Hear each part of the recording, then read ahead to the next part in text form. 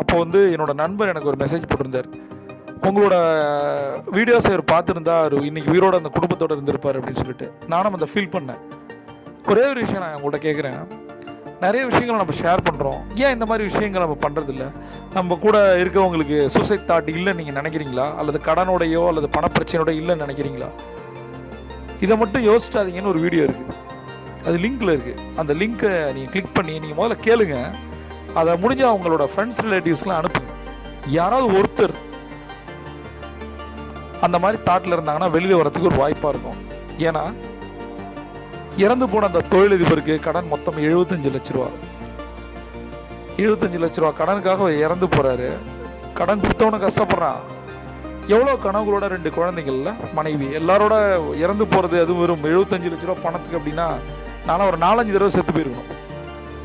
அதனால தான் சொல்கிறேன், அந்த வீடியோ